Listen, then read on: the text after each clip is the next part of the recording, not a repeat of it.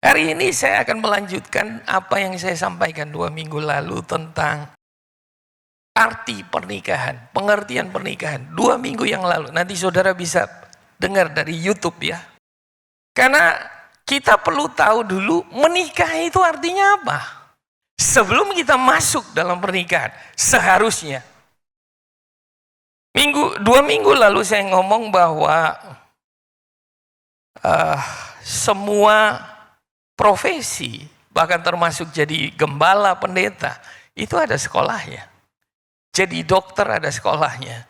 Jadi pengusaha sekarang ada sekolahnya. Ya. Tetapi ternyata jadi orang tua, jadi suami, jadi istri, itu enggak ada sekolahnya. Kenapa? Karena pernikahan itu didesain untuk jadi sekolahnya. Dan sayangnya kita yang jomblo, yang belum menikah, berapa banyak yang belum menikah? Yang masih kepingin menikah, angkat tangan. Nah, angkat tangan. Yang gak kepingin menikah, angkat tangan. Saya izinkan saudara untuk keluar. Selama saudara masih kepingin menikah, saya percaya pesan tentang keluarga dan pernikahan itu juga buat saudara, bukan hanya buat orang yang sudah menikah. Kesalahan terbesar kita anak muda adalah kalau kita dengar tentang pernikahan atau keluarga kita begini, itu bukan buat saya belum menikah. Kamu keliru. Sebelum kamu menikah, kamu harus belajar tentang pernikahan. Sebelum kamu jadi ayah, jadi ibu, jadi apa lagi? Jadi mertua, calon mertua. Engkau perlu belajar. Ada istilah sedia payung sebelum hujan. Ya, kalau anak muda sekarang sedia helm sebelum kecelakaan. Kenapa? Karena begini. Banyak pernikahan yang berakhir lebih cepat daripada karir mereka atau bisnis mereka. Kenapa? Karena mereka nggak belajar sebelum menikah. Nah, 2 minggu lalu saya ngomong tentang pengertian pernikahan. Kita belajar 2 hal. Pernikahan adalah covenant. Masih ingat? Perjanjian. Bukan hanya antara kedua orang yang akan menikah, tetapi antara mereka masing-masing dengan Tuhan. Karena Maleakhi berkata ketika mereka berjanji, Tuhan hadir jadi saksi. Jadi kita berjanji bukan satu sama lain. Karena pasangan kita nggak akan selalu ada buat kita. Pasangan kita nggak tahu apa yang ada di pikiran kita. Pasangan kita nggak tahu apa yang ada di hati kita. Setuju? Pasangan kita nggak tahu apa yang kita lakukan saat dia nggak ada sama-sama kita.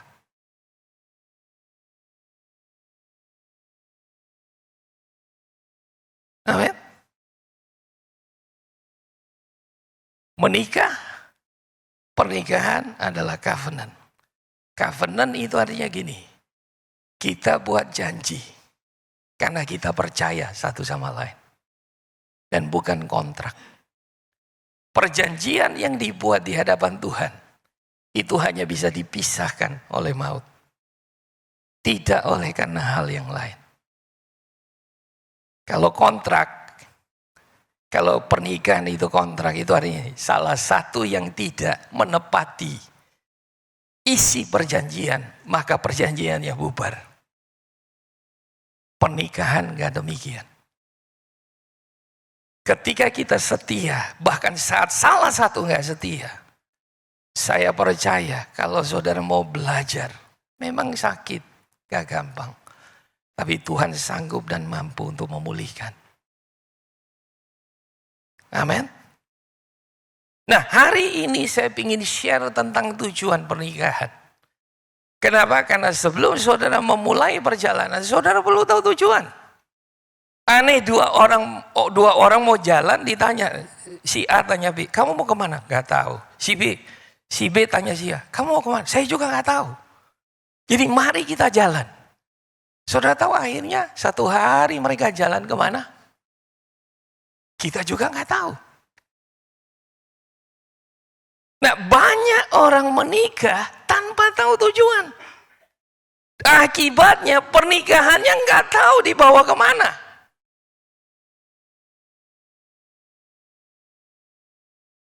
Ya, dan akibatnya pernikahannya diatur oleh apa yang mereka tonton di YouTube, apa yang mereka rasakan dalam pernikahan.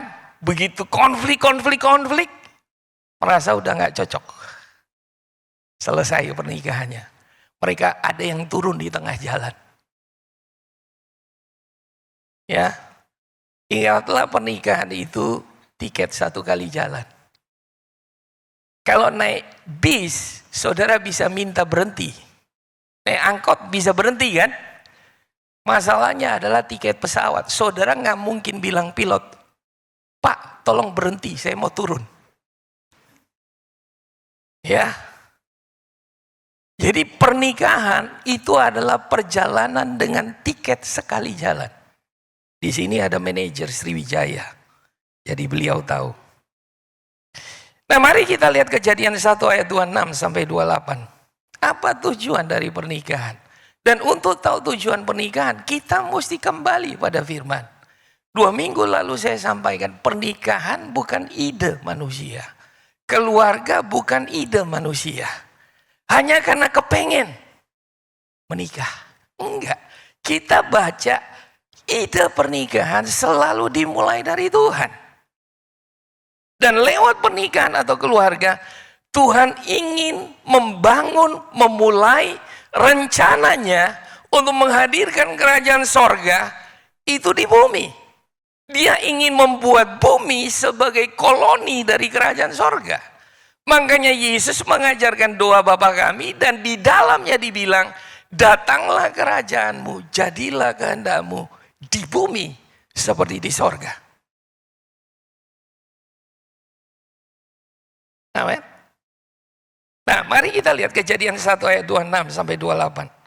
Berfirmanlah Allah, baiklah kita menjadikan manusia menurut gambar dan rupa kita, supaya mereka berkuasa atas ikan-ikan di laut dan burung-burung di udara dan atas ternak, dan atas seluruh bumi dan atas segala binatang melata yang merayap di bumi. Maka Allah menciptakan manusia itu menurut gambarnya, menurut gambar Allah diciptakannya dia. Laki-laki dan perempuan diciptakannya mereka. Allah memberkati mereka, lalu Allah berfirman kepada mereka, beranak cuculah dan bertambah banyak. Penuhilah bumi dan taklukkanlah itu.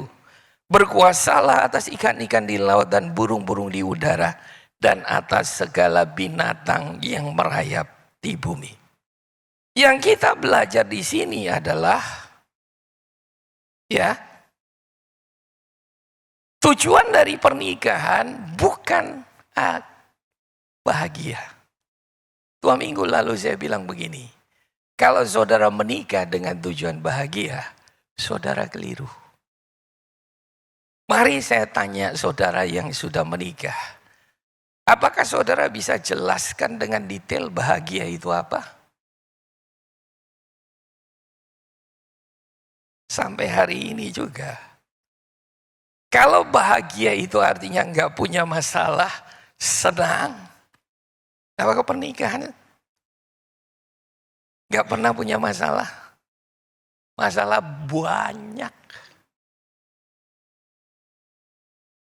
Senang, ada senang. Tapi nangisnya juga banyak. Masih mau menikah? Haleluya. Ya.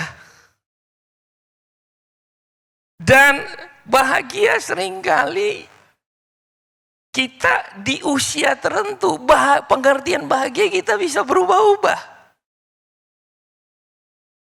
Karena sebenarnya bahagia itu bukan tujuan, bahagia itu akibat.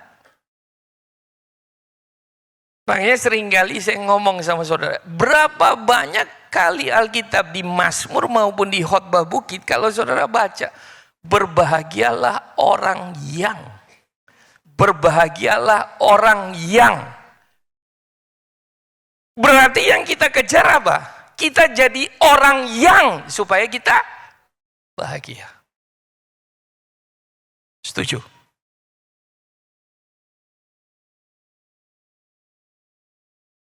Nah, tujuan dari pernikahan adalah keserupaan dengan Kristus.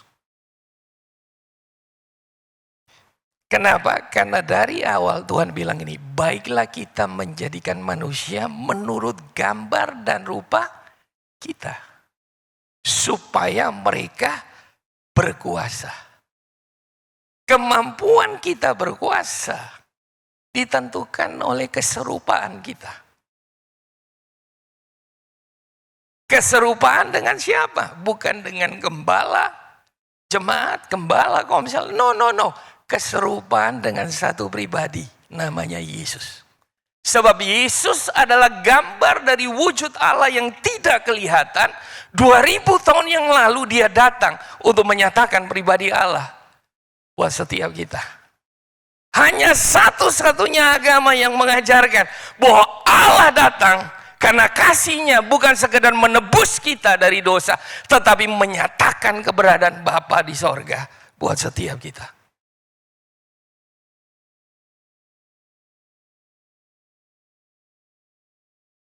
Marilah kita menjadikan manusia menurut gambar dan rupa kita, supaya mereka berkuasa.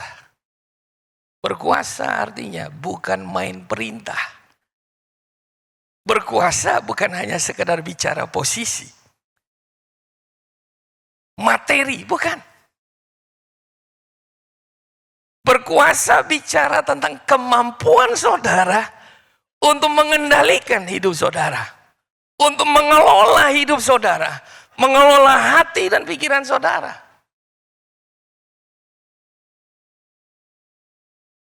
Saudara masih ingat Adam dikasih perintah yang pertama untuk berkuasa atas ikan-ikan di laut. Habis itu Tuhan kasih perintah yang kedua, disuruh mengelola Taman Eden. Lalu perintah yang ketiga adalah dia harus bisa memerintah atas dirinya. Kapan? Ketika Tuhan menumbuhkan semua pohon di Taman Eden. Lalu Tuhan taruh 2 pohon di tengah-tengah. Lalu Tuhan bilang ini, pohon ini jangan kamu makan. Pohon pengetahuan baik dan jahat. Ternyata sebelum kita berkuasa atas yang lain, kita harus bisa berkuasa atas diri kita.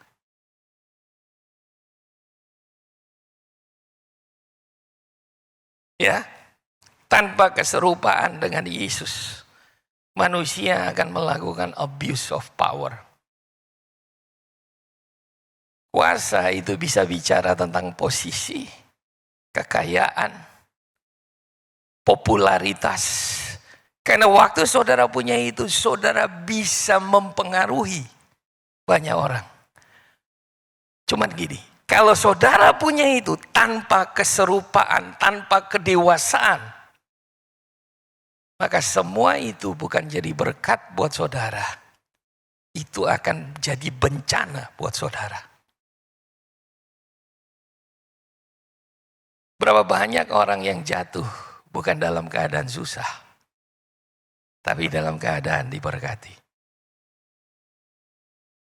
Sederhana. Sebab yang mereka kejar, keberhasilan, kesuksesan, kekayaan. Tetapi mereka enggak mengejar yang namanya keserupaan.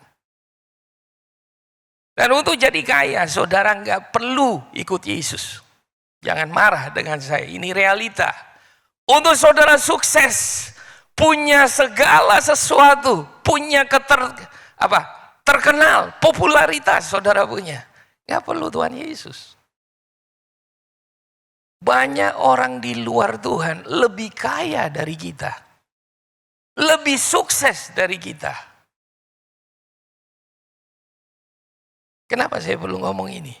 Supaya dari awal kita mengerti bahwa tujuan kita ikut Tuhan bukan untuk menjadikan kita kaya. Kalau itu yang terjadi, kita menurunkan derajat Tuhan Yesus. Itu kayak patung yang orang di luar lagi sembah. Mereka datang ke pohon. Mereka sembah pohon, sembah gunung, sembah batu, sembah apa aja. Supaya apa? Jadi kaya, jadi sukses, jadi berhasil. Hanya kita lebih rohani.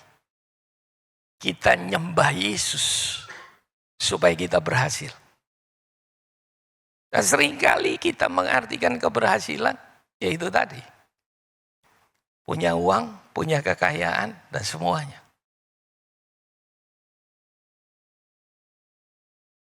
Nah, sehingga ketika kita dapatkan itu, ternyata kita nggak cukup kuat untuk menghandlenya. Sehingga kekayaan, berkat, kesuksesan, justru itu jadi bencana dalam hidup kita.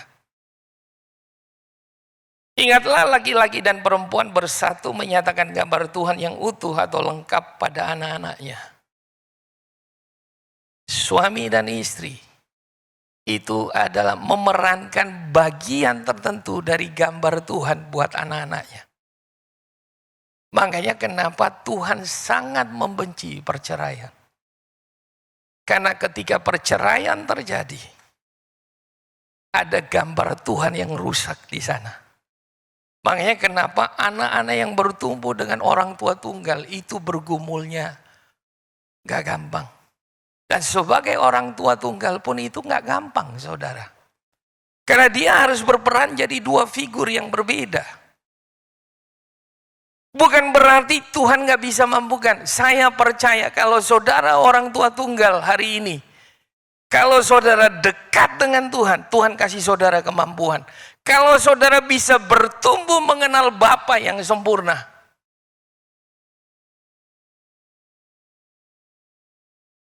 saudara akan dikasih anugerah kemampuan. Bahkan anak-anak muda yang tumbuh dengan orang tua tunggal, Tuhan mampu untuk jadi Bapa dan sekaligus ibu dalam hidup saudara. Makanya kita sebagai orang tua kalau mau jadi orang tua, sangat penting kita perlu kenal Bapa. Dia orang tua yang sempurna. Saudara perhatikan, Trinitas, Bapa, Anak, Roh Kudus. Roh Kudus dibilang penolong, parakletos. Istri itu apa? Penolong.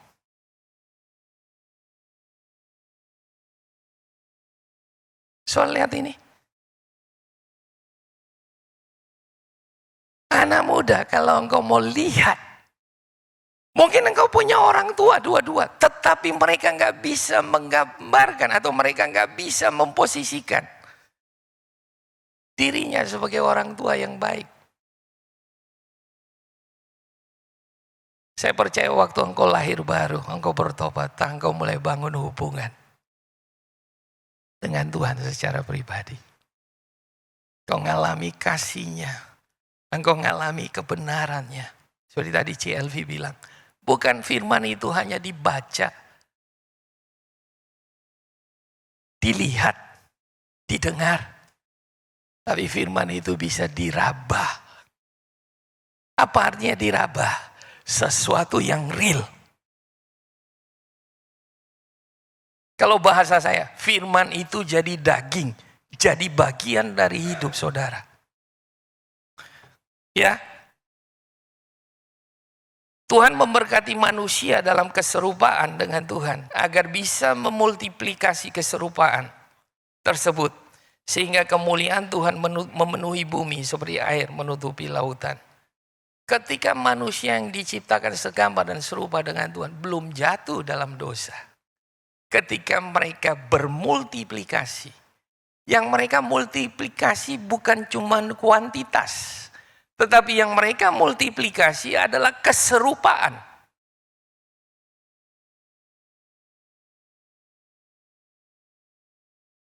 Keserupaan dengan Tuhan. Ketika manusia jatuh dalam dosa, Roma 3:23 bilang manusia kehilangan kemuliaan Allah. Kemuliaan itu bicara tentang kualitas ilahi yang dibangun dalam hidup kita. Itulah keserupaan dengan Kristus. Ya, itu kerinduan Tuhan. Lewat keserupaan yang saudara dan saya terus bangun, sekalipun kita nggak sempurna, ya, Tuhan rindu orang itu bisa lihat Tuhan dalam berbagai macam versi. Ya, saya keserupaan saya dengan Tuhan mungkin akan berbeda dengan istri saya. Tetapi kita semua menggambarkan kemuliaan Tuhan.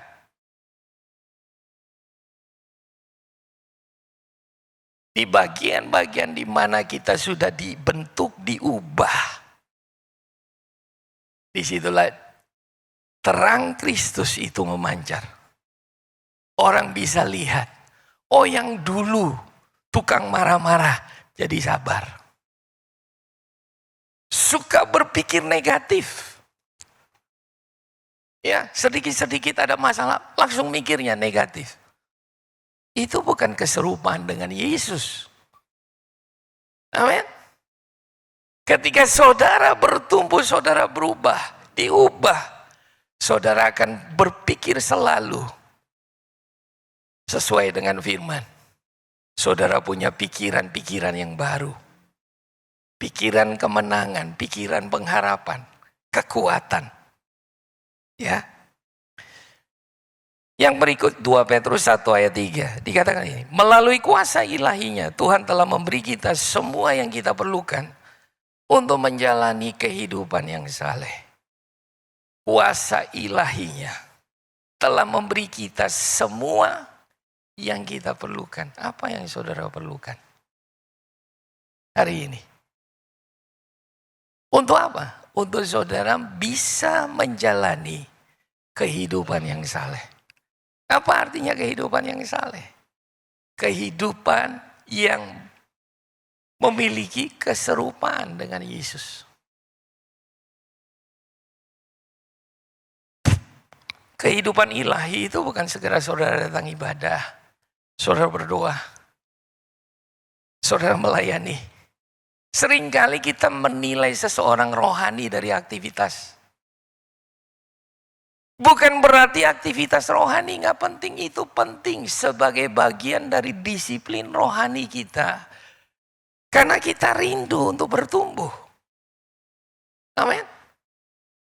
Tetapi kerohanian kita diukur oleh perubahan yang terjadi di dalam kita. Apakah kita berubah makin serupa dengan Yesus? Apakah kita jadi lebih sabar? Apakah kita jadi lebih setia? Apakah kita jadi lebih murah hati? Ya. Apakah kita lebih kuat waktu hadapi masalah? Amin. Apakah kita bisa mengampuni orang yang menyakiti kita? Disitulah dibilang kehidupan yang saleh. Ibu hanya karena aktivitas rohani kita bilang oh, orang ini saleh. No. Bapak ibu yang mau cari menantu jangan terkecoh. Nona-nona yang mau cari nyong-nyong. Bukan karena dia berkhotbah, dia berdoa dalam bahasa roh, dia jadi rohani. No. Saudara, Yesus bilang uji segala sesuatu dari buahnya. Amin. Jangan terkecoh. Apalagi saudara mau berbisnis dengan orang. Jangan hanya karena orang itu bilang, saya jemaat GB Rock. Saya senang kalau GB Rock itu jadi alasan orang mempertimbangkan.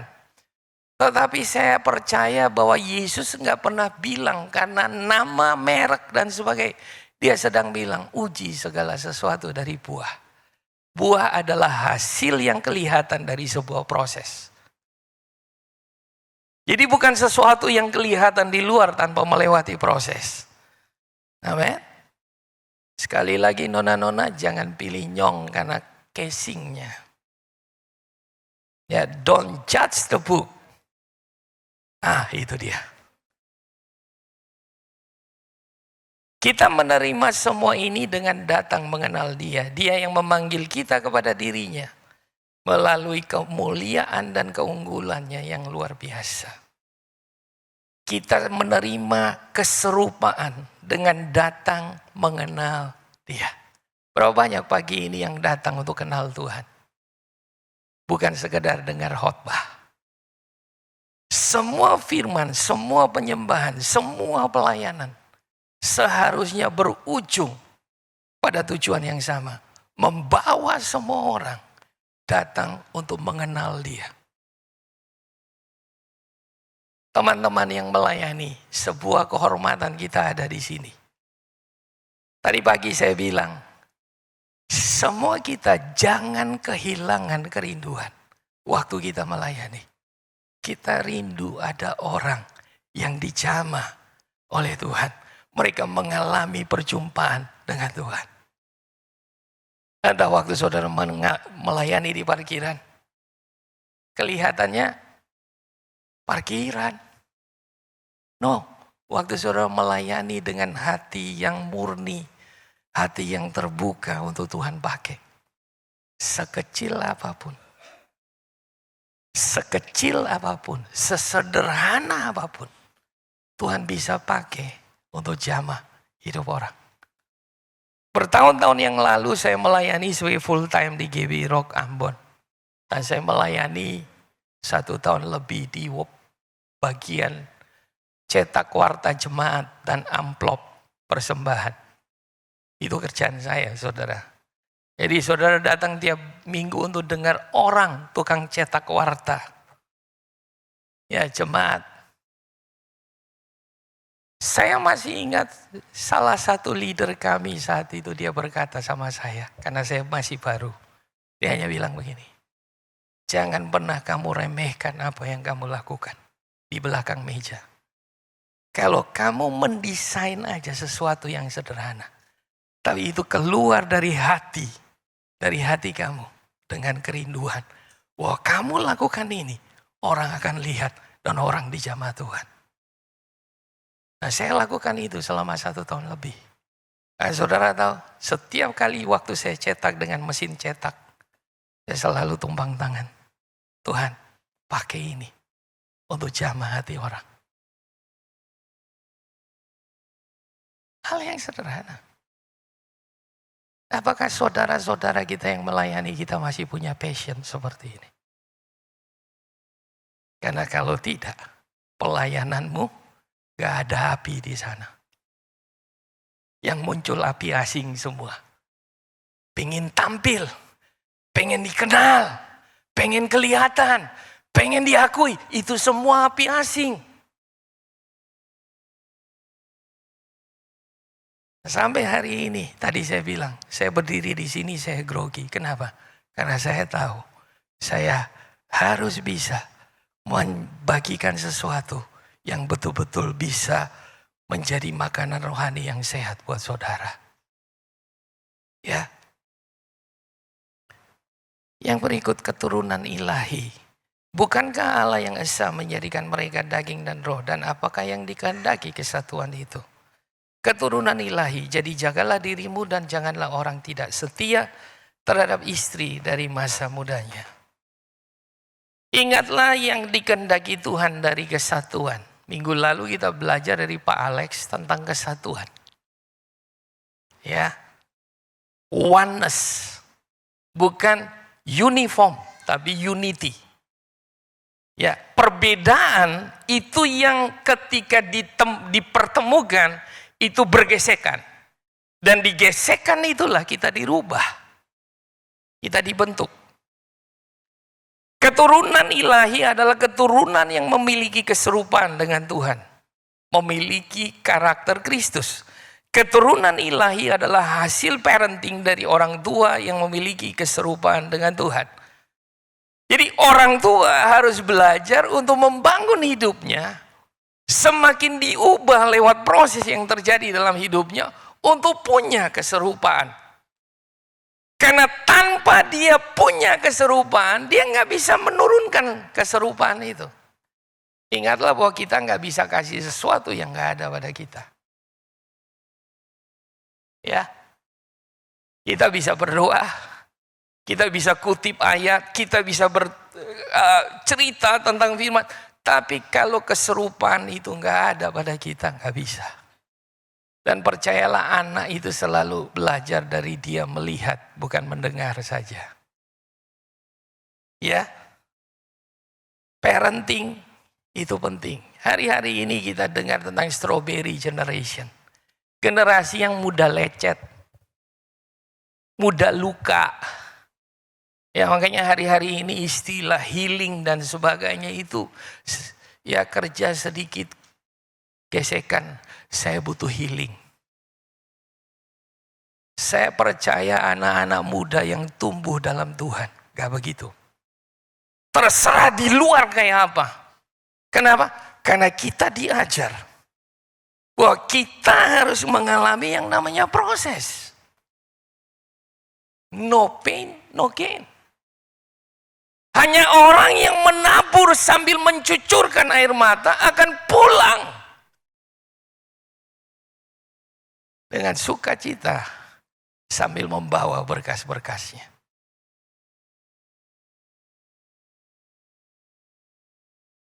Amin. Lewat proses yang kamu alami, hai anak muda, engkau sedang diubah untuk jadi serupa dengan Dia. Lewat hidupmu Tuhan ingin bersinar untuk orang-orang di sekeliling kamu. Kamu belum sempurna, saya juga. Tetapi di mana area di mana Tuhan mulai ubah saudara, di situ terang Kristus mulai terpancar.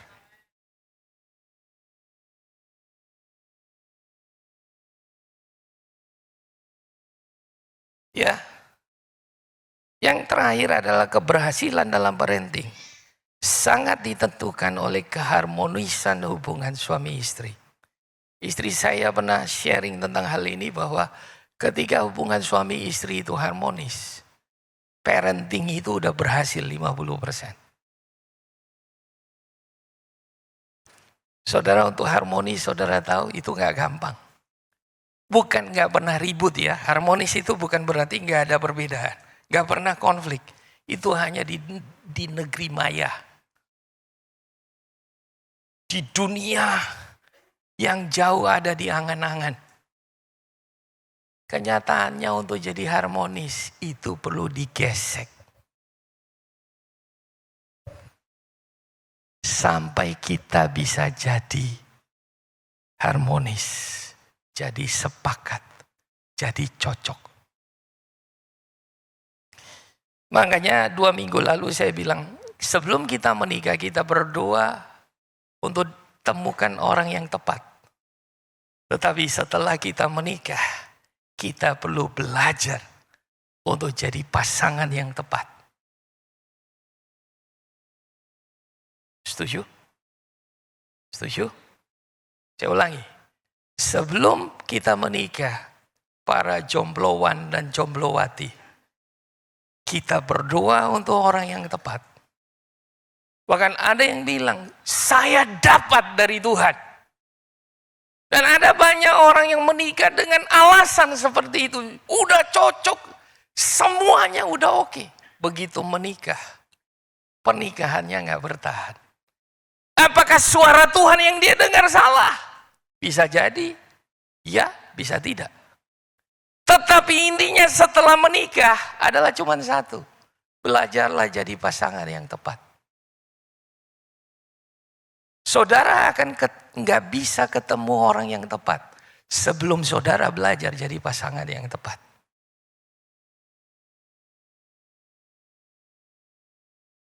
Sampai di sini saudara belajar sesuatu. Yang berikut adalah tentang mendidik anak. Amsal 12 ayat 25. Amsal 22 ayat 6.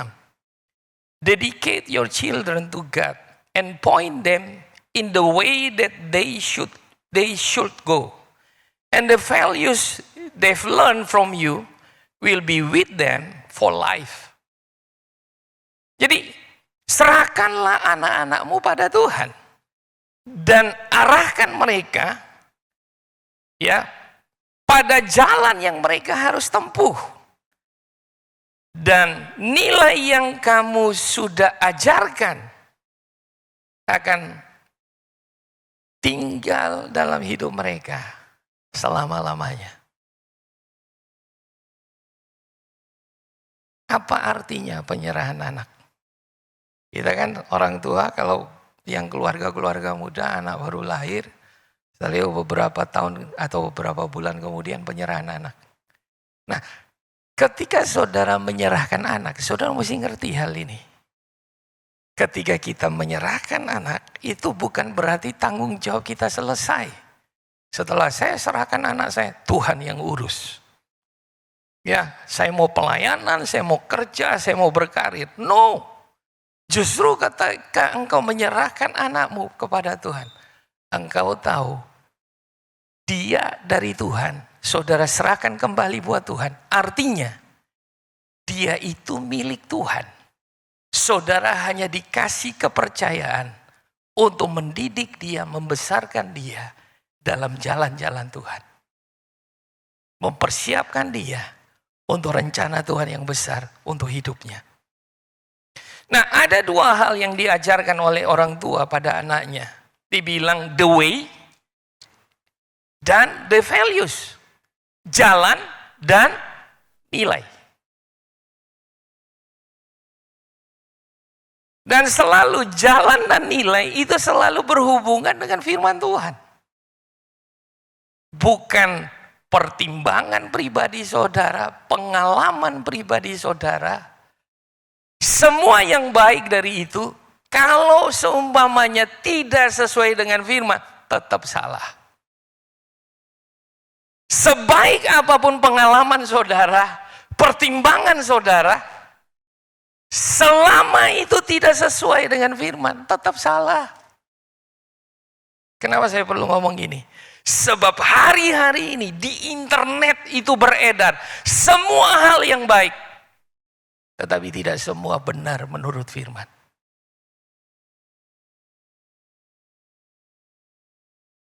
Amin. Nah, untuk bisa orang tua mengajarkan dua hal ini, orang tua harus terlebih dulu melewati jalan yang harus dilalui. Sebelum dia bisa mengarahkan anak ke jalan tersebut.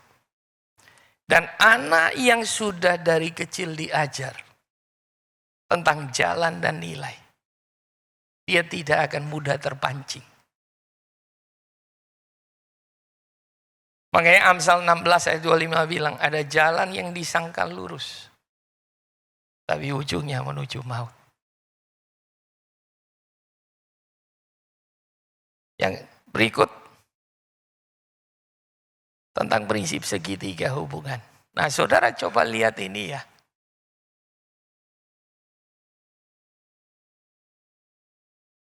Ini Tuhan, ini si A dan si B. Sebelum menikah, mereka belajar mengasihi Tuhan dengan segenap hati, segenap kekuatan. Demikian juga di si B. Dan mereka belajar berproses untuk jadi serupa dengan Yesus. Nah, berkali-kali saya ajarkan saudara, kita membangun hubungan suami istri, baik suami istri maupun anak dengan orang tua, kita harus belajar fokus untuk membangun dengan Tuhan terlebih dulu. Kalau dua orang ini, mereka sudah membangunnya sejak muda, waktu mereka menikah akan sangat mudah. Jauh lebih mudah. Tahukah saudara, kalau suami mengasihi Tuhan, dia pasti mengasihi istrinya. Kalau istri menghormati Tuhan, dia pasti menghormati suaminya. Karena hubungan kita dengan Tuhan selalu direfleksikan dalam hubungan kita dengan sesama. Amin. Ini bicara kita bangun hubungan. Dan ketika orang tua yang membangun hubungan dengan Tuhan, dia mengalami dengan Tuhan, akan mudah untuk diajarkan ini buat anak-anaknya. Makanya di awal saya bilang buat semua anak muda di tempat ini, Belajarlah hal ini dengan Tuhan selagi engkau masih muda.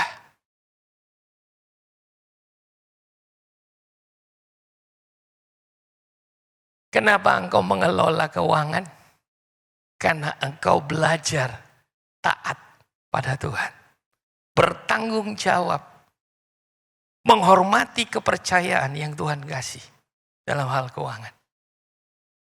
Maka engkau belajar kelola keuangan sebelum engkau menikah.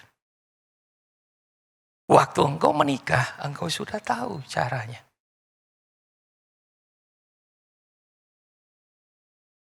Sebelum menikah, engkau belajar mengendalikan keinginan-keinginanmu.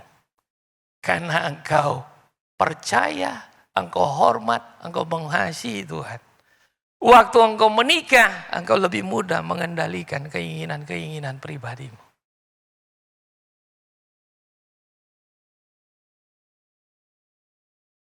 Ya, saudara bisa baca ini, keserupan dengan Kristus terbangun lewat proses kehidupan dalam persekutuan yang bergairah dengan Roh Kudus dan firman. Keserupaan yang terbangun sejak muda lebih siap untuk diturunkan. Bukan berarti kita yang bertobat setelah menikah nggak bisa, bisa. Tapi dalam banyak hal kita harus belajar. Banyak hal dalam waktu yang singkat dan itu prosesnya lebih berat. Dan saudara karena belajar sudah tua setelah menikah, saudara nggak punya pengalaman waktu muda. Seandainya kita belajar waktu muda, bagaimana kita jalan dengan Tuhan. Itu akan jauh lebih mudah untuk mengarahkan anak-anak kita waktu mereka masih muda. Saudara nggak bisa cerita. Karena saudara nggak menjalaninya sebelumnya. Waktu dulu saudara pacaran bebas. Nah, ini saya ambil waktu, warisan orang tua yang terbesar. Yang pertama adalah warisan iman. Sangat baik saudara mewariskan materi, modal, aset, apalagi bisnis. Ya, sangat baik. Tapi kalau anak-anak saudara tidak punya, saya share hanya 2. Warisan iman. Maka semua yang materi itu gak lama.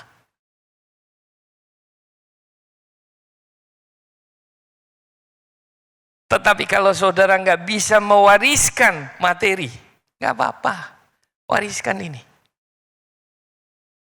Maka saudara akan lihat ketika mereka punya ini, semua yang mereka bangun itu diberkati dan berhasil di dalam Tuhan. Yang pertama adalah warisan iman yang tulus ikhlas. Sebab aku teringat akan imanmu yang tulus ikhlas. Bukan sekedar warisan iman. Tapi iman yang tulus ikhlas. Kenapa? Karena seringkali kita sebagai orang tua, kita sebagai orang Kristen, anak muda, dalam perjalanan kita mengikut Tuhan, seperti tadi saya bilang, kita percaya sama Tuhan, itu alasannya nggak jelas. Kebanyakan kita berpikir iman itu supaya dapat mujizat, iman itu dapat pertolongan. Iman itu supaya dapat berkat. Saudara, Tuhan itu bukan kayak kantong ajaib. Tuhan itu bukan kayak gunung kawi. Yang orang datang sembah-sembah terus dapat itu semua.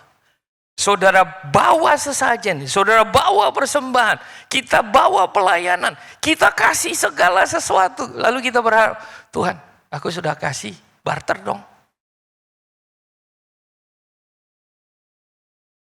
No, kalau itu yang saudara tinggalkan, lebih berbahaya saudara. Iman yang kita tinggalkan adalah iman yang tulus ikhlas. Artinya engkau mengikut Dia. Saudara ikut dengan motivasi yang benar. saudara lagi bergumul, masalah belum dijawab, nggak apa-apa. Pelayanan tetap, ibadah tetap. Kenapa? Karena iman saudara. Bukan iman untuk dapatkan sesuatu. Bukan iman barter. Bukan iman memanipulasi. Ya, iman pertama-tama yang hidup di dalam nenekmu Lois dan di dalam ibumu Enrique, dan aku yakin hidup juga di dalam dirimu. Jadi iman itu bisa diturunkan.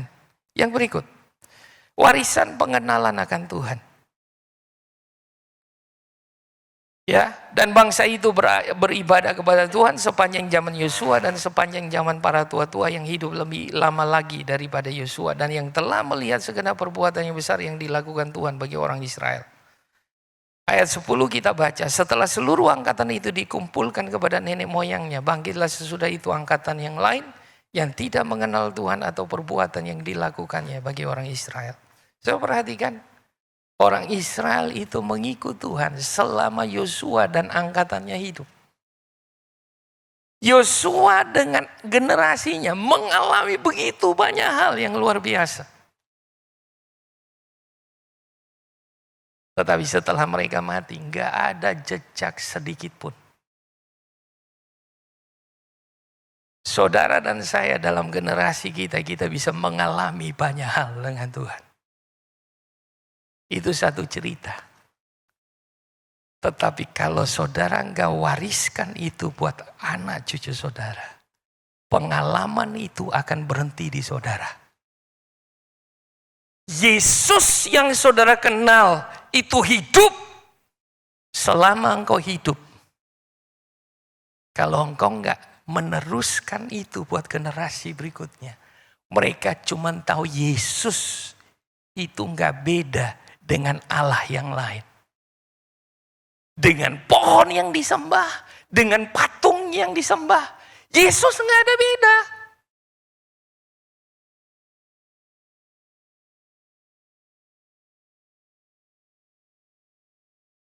Makanya ayat 11 yang muncul. Lalu orang Israel melakukan apa yang jahat di mata Tuhan. Dan mereka beribadah kepada para Baal. Kenapa? Karena buat mereka Tuhan gak ada bedanya sama Baal. Yang disembah oleh bangsa-bangsa lain. Kenapa? Karena mereka cuma dengar cerita. Tapi mereka gak ngalami.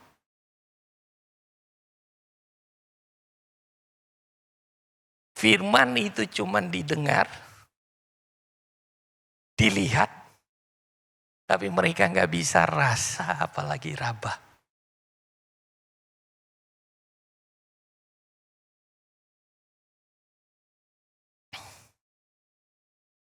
Apa yang harus kita lakukan? Kita lihat Mazmur 78 ayat 1. Nyanyian pengajaran Asaf, dengarlah ajaranku hai bangsaku, perhatikanlah kata-kataku. Aku mau mengucapkan pepatah dan perumpamaan dan menerangkan teka-teki zaman dahulu. Hal-hal yang kami dengar dan kami terima, yang dikisahkan oleh nenek moyang kami. Kami tak mau merahasiakannya terhadap anak-anak kami. Kami mau mewartakan kepada angkatan yang kemudian tentang kuasa Tuhan dan karya-karyanya yang besar serta perbuatan-perbuatannya yang ajaib. Saudara, semua pengalaman saudara harus berani untuk cerita.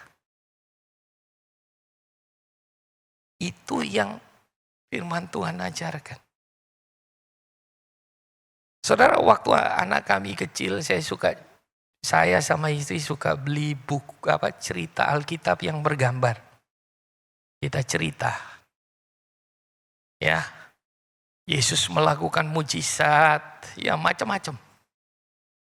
Ya. Lalu ketika mereka mulai bertumbuh lebih besar, kami mulai cerita perjalanan kami dengan Tuhan, pergumulan-pergumulan yang kami lewati. Dan bagaimana Tuhan tolong. Dan kadang-kadang saya khotbah atau istri saya khotbah terus kami cerita pengalaman kita, kesaksian kami. Anak saya itu bisa bilang gini, "Pak, Itu kita belum pernah dengar ya. Dari situ saya ngerti satu hal. Kenapa kita perlu cerita pengalaman kita dengan Tuhan? Karena itu menimbulkan, membangkitkan rasa penasaran yang besar. Kerinduan yang besar. Mereka pengen tahu, pengen dengar.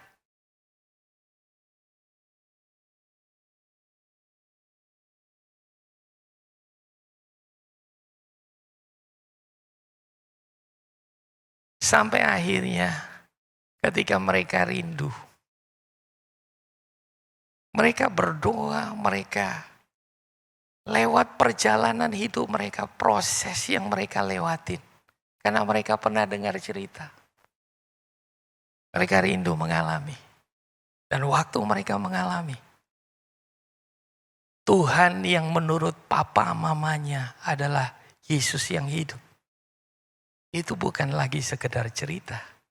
Itu bukan sekedar pengalaman orang tua. Itu sekarang jadi Tuhan yang personal buat dia. Yesus tidak sama lagi dengan berhala-berhala lain yang disembah. Yesus bukan sekedar pengetahuan. Tapi sekarang itu jadi pengalaman. Nah, saya berdoa anak-anak muda.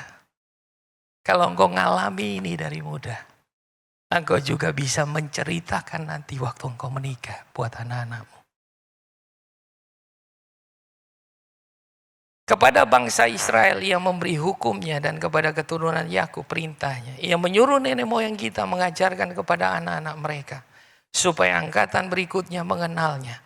Lalu meneruskannya kepada anak-anak mereka. Menceritakan pengalaman dengan Tuhan. Dan mengajarkan hukum dan perintah Tuhan. Saudara, ingatlah perintah Tuhan.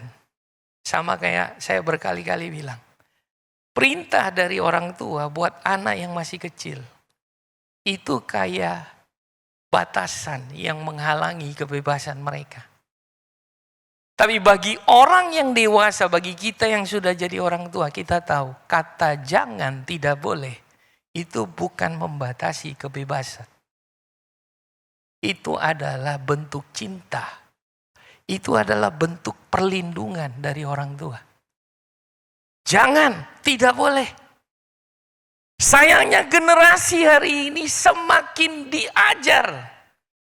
Wah, nggak ada yang boleh atur kita. Bahkan di beberapa negara, ya orang tua dilarang untuk menghukum anaknya. Kalau dilaporkan orang tua bisa dipidana. Melanggar HAM dari si anak. Manusia dengan kepintarannya terlalu pintar sampai jadi bodoh.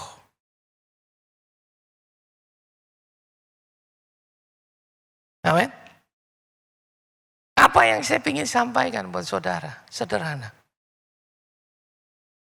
Semua orang tua, semua anak muda. Ya, ini yang terakhir. Menceritakan pengalaman dengan Tuhan akan membangkitkan kerinduan yang besar pada generasi berikutnya. Untuk mengalami dan mengenal Tuhan secara pribadi. Apa yang membuat anak-anak kita nggak goyah ketika mereka jauh dari kita? Ketika ditantang untuk bergaul dengan bebas. Ketika ditantang untuk melakukan hal-hal yang buruk. Mereka punya kebebasan. Adalah karena orang tua udah terlebih dulu tanam sesuatu. Dan ketika mereka ngalami itu dengan Tuhan secara pribadi, gak mudah mereka digoyahkan. Ya, kita tutup Daniel 11 ayat 31 sampai 32. Tentaranya akan muncul, mereka akan menajiskan tempat kudus benteng itu. Ini bicara tentang tentara kerajaan kegelapan. Iblis dengan semua pasukannya. Mereka akan menajiskan tempat kudus benteng itu. Menghapuskan korban sehari-hari dan menegakkan kekejian yang membinasakan. Dan orang-orang yang berlaku fasik terhadap perjanjian akan dibujuknya sampai murtad dengan kata-kata licin. Tetapi umat yang mengenal Allahnya akan tetap kuat dan akan bertindak. Kalau saudara baca ayat ini, saudara harusnya makin sadar bahwa kita sedang ada di zaman ini. Daniel nulis ini ribuan tahun sebelumnya tentang kondisi kita hari ini. Kenajisan ada di mana-mana.